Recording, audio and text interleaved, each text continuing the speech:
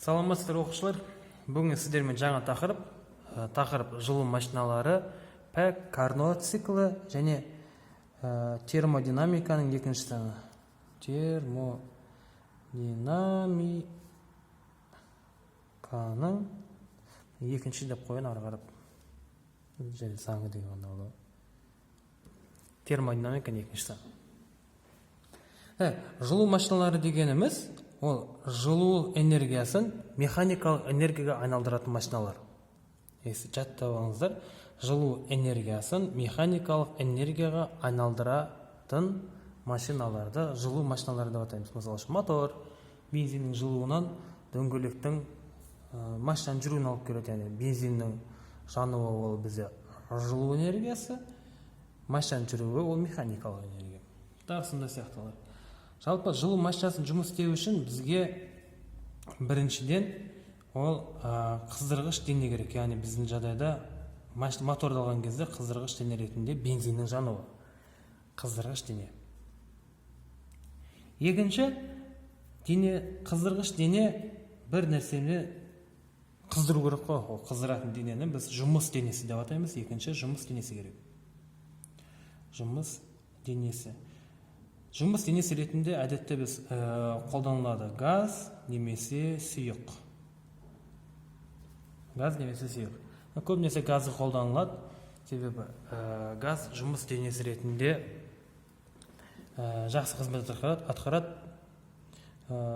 Бұның газдың көлемін өзгерту, сұйықтың көлемін өзгерту қарағанда оңайырақ болады. Сондықтан газды көбінесе жұмыс денесі ретінде қолданылады. Қараймыз, бұл жүйені сипаттау үшін, жылу машиналарын сипаттау үшін біз термодинамиканың бірінші заңын жазамыз. Термодинамиканың бірінші заңы Q тең болады. Жүйеге берілген жылу газдың жұмысына және ішкі энергиясының өзгерісіне кетеді. Так, мынау формулада қараймыз. Біз денеге жүйеге жылу беретініміз, одан біз жұмыс алу керекпіз. Яғни мына жүйе максималды түрде болу үшін, яғни жүйеге берілген жылу толығымен жұмысқа айналу үшін бізге не істеу керек? Бізге ол үшін дельта U нөлге тең болу керек. Ал дельта U дегеніміз не? Ол дельта U нөлге тең болу керек дедік қой. Ал дельта U нөлге теңестіру үшін ол не істейміз? Дельта U ол бізде I бөлінген 2, яғни ішкі энергия. Nu R дельта T. I деген еркіндік дәреже, Nu деген зат мөлшері, R тұрақты, дельта T температураның өзгерісі. Яғни дельта U нөлге тең болу үшін температураның өзгерісі нөлге тең болу керек. Температураның өзгерісі нөлге тең болу үшін, яғни температура константа болу керек. Температура констант процесті біз не деп атайтын едік? Изотерма. Давайте бізде осында жүйе бар, изотермалық жүйе, температура өзгермейді. Сол кездегі бүкіл жылу жұмысқа бөлінеді дедік. Сонда жүйені графикта сызып көрейік. Менде мынандай да бір PV диаграммасы бар. P дегеніміз қысым, V дегеніміз көлем. Изотермиялық процесс. Изотермиялық процесс мен былай сипаттаймын. PV-да былай болатын бестен салатымыз міне. Бірінші пункт, екінші пункт. Өткен жолы сабақта газ жұмыс атқан кезде мен айтуды өзім ұмытып кетіппін. PV графигінде, PV координатасында түзудің астында жатқан аудан, бұл кез келген фигураның астында жатқан, біздің түзудің астында жатқан аудан, мына аудан ол жұмысқа тең болады. Не істейсіз сақтап алыңыздар. Мына аудан бұл қазіргі таңда біздің газдың жасаған жұмысы болып тұр. PV. Енді жарайды, жүйеміз жұмыс жасап қараңыздар қандай? Жүйеге жылу берілді, Q деген жылу, ол толығымен жұмысқа кетті. Міне жерде Q деген жылу берілген еді, бірінші пункттан поршеніміз 6, екінші пунктқа келді. Көлем ұлғайды, поршен жоғары көтерілді. Тағы сол сияқты процестер жатыр. Енді бұл жұмыс бір-ақ рет орындалды, жылу бір рет беріп, жұмыс бір-ақ рет орындалды. Ал бізге жұмыс орындалу үшін постоянно жылу машинамыз жұмыс істеп тұру үшін осы нәрсе циклды түрде болу керек. Циклды түрде болу үшін біз қайттан екінші пункттан бірінші пунктқа келу керекпіз. Егер тура осы келген жолымызбен қайтатын болсақ, енді жұмысымыз нөлге тең болады. Себебі механикада механикадан белгілі а тең болады fs косинус альфа. Яғни мына s теңіз не бізде орын ауыстыру біздің жағдайда нөлге тең болып тұр, яғни жұмыс принципі нөлге тең. Енді бұдан қалай құтыламыз біз? Ол үшін бізде жұмыс жасау керекпіз, біздің жұмыс жасағанымыз мына газдың жұмыс жасағаннан аздау болу керек. Оны қалай жүзеге асыруға болады? Егер де мына екіден қандай да мына жерде бір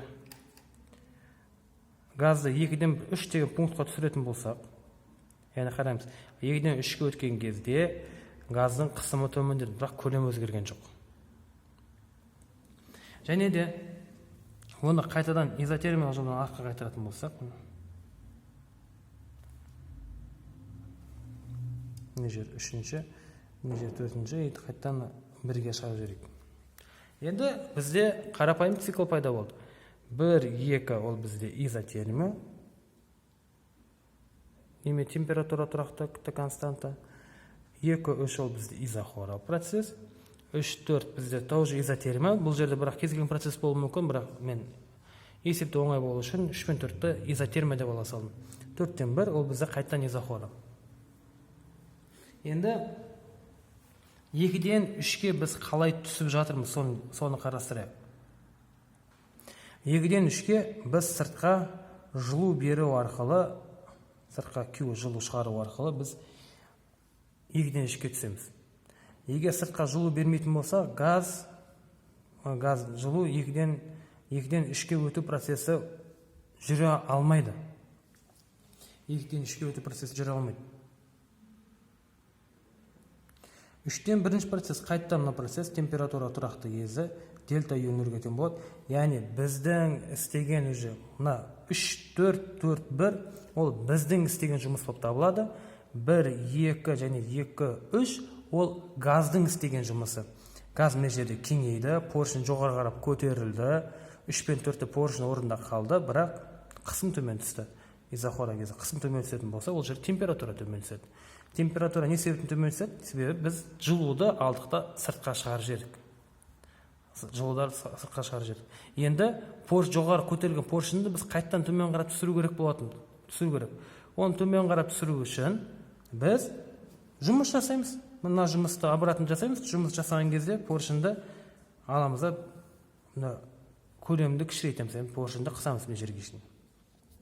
Ары қарап қайттан изохора арқылы поршенді бір қалып тастаймыз да біз не істейміз? Изохора процесінде температура беру арқылы қысымды көтеріп, қайттан бірінші процеске келеміз. Яғни, жаңа айтып кеткенде, мына жерде мына аралықтарда газ жұмыс істеп жатыр. Мына 1-2-2-3, 3-4-4-1 жұмысты біз істеп жатырмыз. Яғни сыртқы күштердің жұмысы болып есептеледі. Бұнда жүйенің пайдалы әсер коэффициентін жазу үшін, немесе жұмысын жазу үшін келесідей формуланы қолдану керек болады. Жалпы пайдалы әсер коэффициенті ол А пайдалы бөлінген А толық көбейтілген 100% дегеннен тұрады. Енді мына жерде пайдалы жұмысымыз қайсы, толық жұмыс қайсы? Мына қараңыз. 1 мен 2 графигінде, мына 1 мен 2. 1 мен 2 изотермияда мына графиктің астында аудан бұл газдың жасаған жұмысы болатын болса, 3 пен 4 бұл яғни бұл біздің жасаған жұмыс.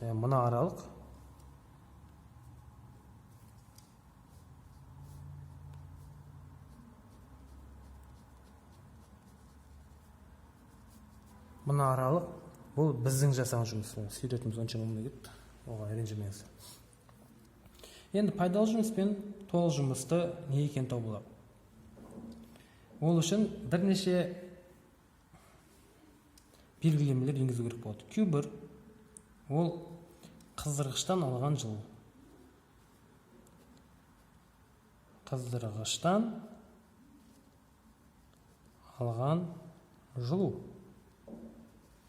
Q2 ол салқындатқышқа берген жылу. Салқындатқышқа берген жылу. Мына жерде мен әтеге екеуін жазып бердім. Қыздырғыш дене, жұмыс денесі. Мына жерге үшіншісі жазып қойыңыздар, ол салқындатқыш.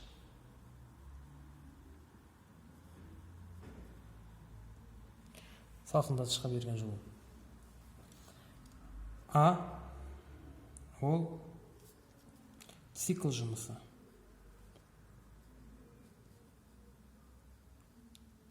Яғни мына циклдың жұмысын табу үшін А тең болады Q1 минус Q2. Яғни циклға берілген жылу, қыздырғыштан алған жылуды салқындатқыштан берген жылуға не аламыз? Мына жер қараңыз. Мына қыздырғыштан алған жылу мына жерде. Мына 1 мен 2, 2 мен 3 ол қыздырғыштан алған жылу. 3 пен 4, 4 пен 1 ол салқындатқышқа берген жылу есептеледі. Салқындатқышқа шыққан. Так, сонда формула КП-ді қандай болады? Бізде Q1 минус Q2 бөлінген Q1 көбейтілген 100%. Немесе бұл формуланы басқа формуласы ол 1 минус Q2 бөлінген Q1. Мына жерге 100% жазсаңыздар болады. Жазбасаңыздар болады. Так, бұл жылу машиналар бойынша пәк. Енді қараймыз мына жерде. Бізде жылу машиналары пәк, Карнот циклы және термодинамиканың екінші заңы деді. Термодинамиканың екінші заңын осы жерде айтып кеткен жөн деп есептеймін. Мына қараңыз. 1 мен 2-ке жаңа бізде ұлғаю болды ғой. Ұлғаю болды, мына жерде келді 2 мен 3-те. Біз не істедік 2 мен 3-те изохора, яғни поршынды орнынан қозғалып бардық та, қысым төмендеткен температураны далаға шығарып жетіп жылуды далаға берді. Сол кезде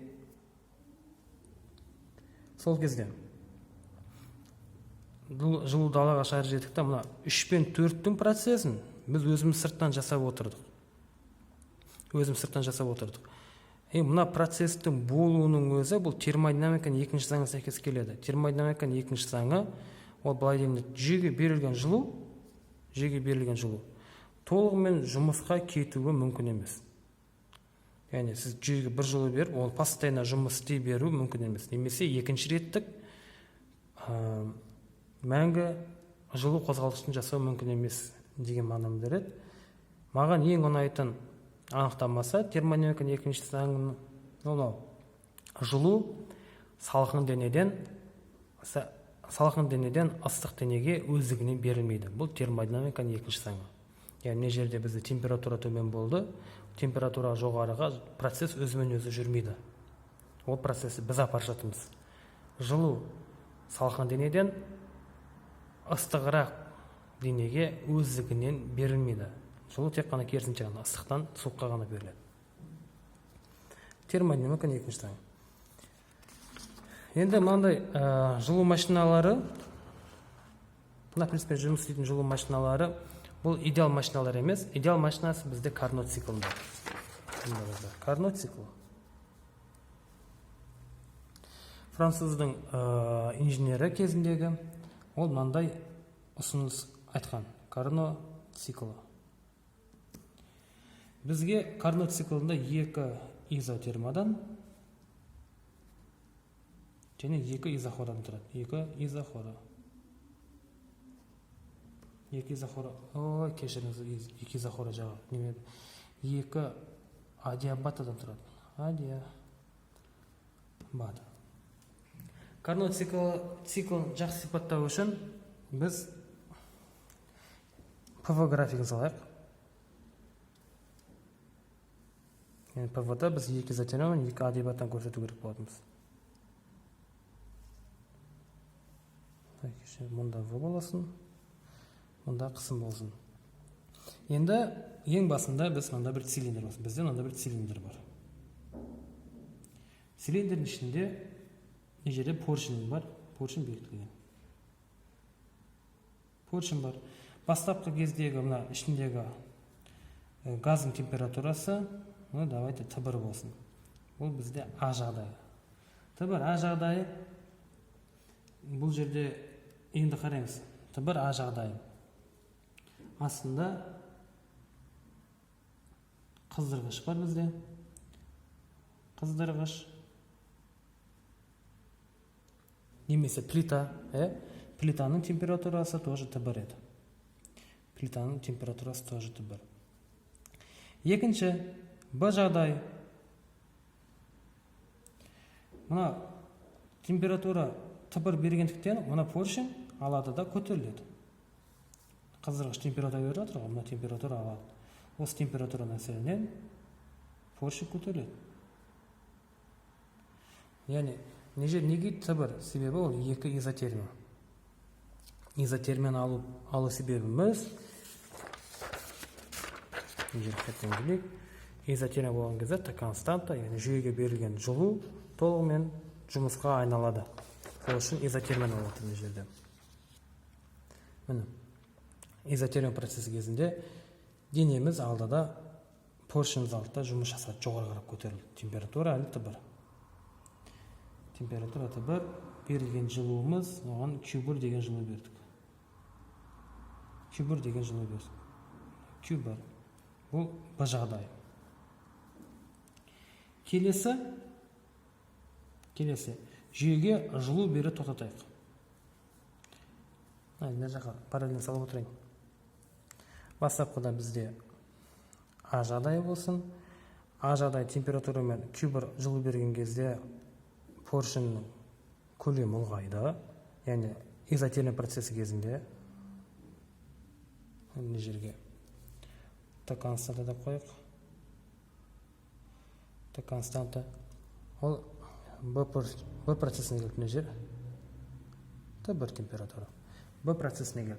Енді адиабаталық процесс. Адиабаталық процесс кезінде Q тең болады 0-ге. Термодинамиканың бірінші заңы Q тең болады А плюс дельта U. Осы жерден шығатын нәрсе А тең болады минус дельта U. Енді мына форма нені білдіріп тұр? Бұл деген сөзіміз адиабаталық процесі кезінде дене жұмыс жасайды, бірақ ол ішкі энергияның кемуімен. Яғни мына жерде адиабаталық процесс кезінде біздің газымыз қосымша тағы да жұмыс жасайды, бірақ ол жұмыстың саны мәні аз болады. Адиабата мен изотермияның графиктері примерно бір-біріне ұқсас. Бірақ адиабатаның графигі более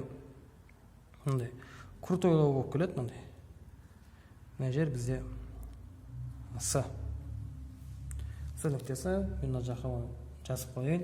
Адиабата процесс кезінде жүйеге ешқандай жылу бермеді. Q тең 0 болды мына жерде. Бұл С процесі. Бұл мен С-ға өткен кезде мына жерде Q констант жазып қояйық. Сол кезде қарап тұрыңыз, бізде көлем тағы да ұлғайды қандай да бір нәрсеге, бірақ ол ұлғаю аз. Мынаншаға көтерілді. Температура қандай да бір градус болды, Т2, бірақ ол температура Т1-ден кішкентай уже. Т2 деген температураға жетті, ол бірақ Т1-ден кішкентай. Келесі, жүйеге енді суытқышты енгіземіз. Суытқыш берген кезде мына поршень төмен түсу керек. Андай не бердік?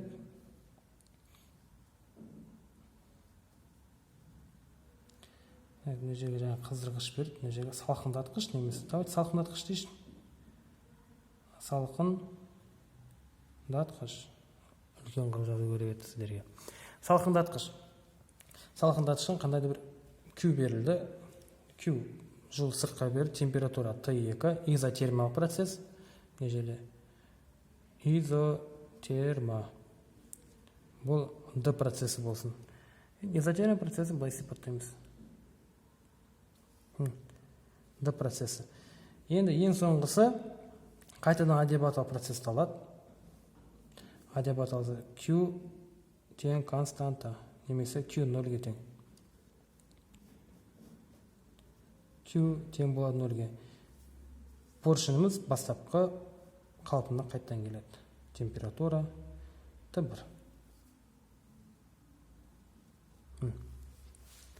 Так, енді жүйені қарастырайық. А мен Б процесі кезінде жүйедегі газ жұмыс істеді, яғни газ кеңейді, поршенді жоғары қарап көтерді мына жерде. Бұл мен С-да біз жылу беріп тоқтаттық та, поршень бірақ инерция деп айтсақ болады, инерция арқылы поршень ары қарап тағы көбейеді. Адиабаталық процесін кесірі мына жер Б мен С-да. Енді циклды жабамыз. Цикл жабу үшін біз қайттан изотермиялық оны изотермический жайтайды, изотермиялық қайттан поршенді сығамыз. Ол мұны аралық изотермия қайттан төмен түсті. Ең соңғысы ол мына жерге келген кезде инерциямен барып қайтадан өзінің бастапқы моментіне келеді. Бұл жерде мына V1, V2, мына V3 және V4 неменің көлем 4 түрі бар. Сол сияқты қысымның да 4 моменті болады. P1, P2, мысалы төменірек екен.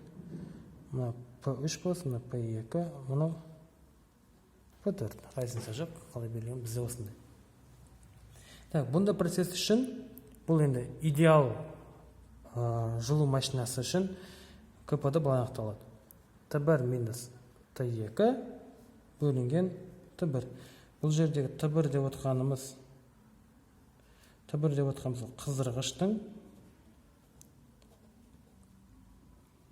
қыздырғыш температурасы, Т2 салқындатқыштың температурасы. Яғни бұда не болып тұр? Қарап тұрсаңыздар, ешқандай жылу алмасу, стенкаларға берілетін жылу, онда ешқандай ескерілмейді, только ескеріледі температураларды ғана. Естеріңізге сала кетейін, мына жерде температура, ол міндетті түрде кельвинмен алынады. Мысал ретінде мынандай қарастырып кетейік, тез-тез. Мысал үшін, салқындатқыш қыздырғыштың температурасы 100 градус болсын, 100 градус. Салқындатқыштың температурасы, әдетте ол ауаны алады, себебі қоршаған орта бізде тегін нәрсе. Қоршаған ортаның әдеттегі температурасы 20 градус. Мына жерде, мына процессорде сырт қабатта жылу шығар жерге салады, немесе мына жақтан. ТЭЦ-тарда, жылу электростанцияларында жылуды алады, сыртқа шығар жерге салады, сондықтан біз төбеден шығатқан буларды көре аламыз. Әдетте сыртқа шығарады. Осының КП-ді есептейтін болса, Карнот цикл бойынша тең болады мына жерде 100 минус 20 бөлінген 100. Мына жерде есептейміз, 100 минус 20 ол 80 бөлінген 100, КП-ді 80% деп ойлап қаларсыздар. Бірақ мынау дұрыс емес, себебі біз мына жерде цельсиямен алып кеттік. Цельсиямен емес, біз бұны кельвинмен алу керекпіз, мына ескерткенде. Кельвин есептейтін болсақ, тура осыны. Кельвин 273, мына разница по-любому 80 болады. Бөлінген 273 плюс 100. Яғни 80 бөлінген 373. Калькуляторды осы бөліп жүрейін. 80 бөлінген 373. Ол болады 21%. Сіздер тесттерде екеуі де болады. Мына вариантта болады, мына вариантта болады. Шатасып қалмаңыздар. Сау болыңыздар.